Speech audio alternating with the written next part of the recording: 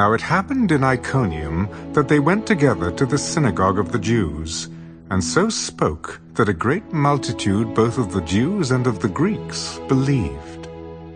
But the unbelieving Jews stirred up the Gentiles and poisoned their minds against the brethren. Therefore they stayed there a long time, speaking boldly in the Lord, who was bearing witness to the word of his grace, granting signs and wonders to be done by their hands.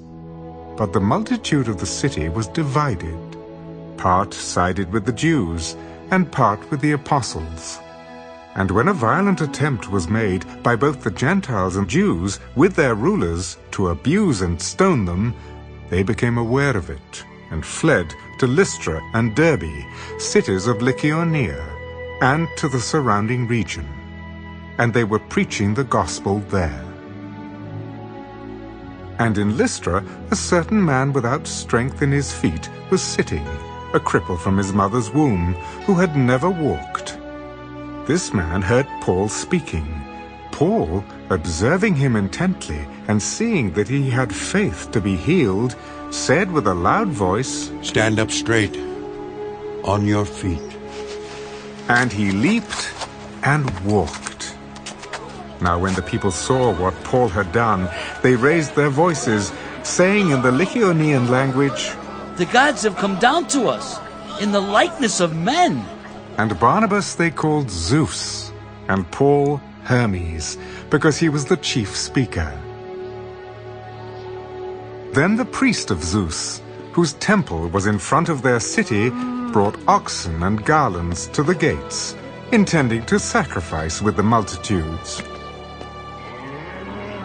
But when the apostles Barnabas and Paul heard this, they tore their clothes and ran in among the multitude, crying out, "Men, why are you doing these things?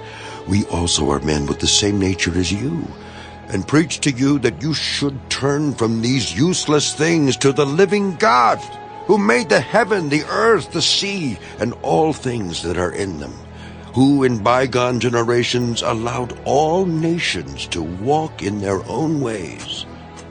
Nevertheless, he did not leave himself without witness. In that he did good, gave us rain from heaven and fruitful seasons, filling our hearts with food and gladness."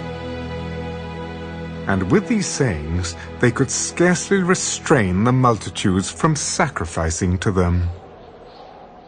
Then Jews from Antioch and Iconium came there, and having persuaded the multitudes, they stoned Paul, and dragged him out of the city, supposing him to be dead.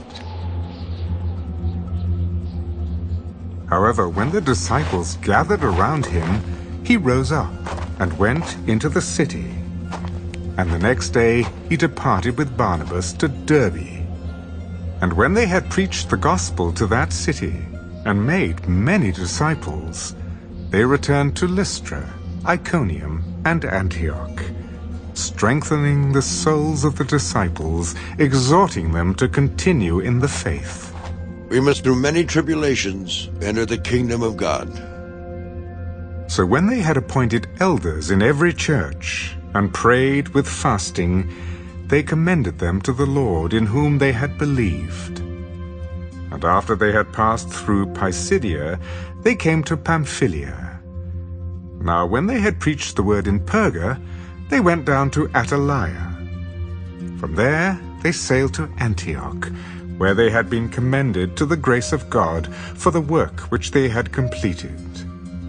Now when they had come and gathered the church together, they reported all that God had done with them, and that he had opened the door of faith to the Gentiles.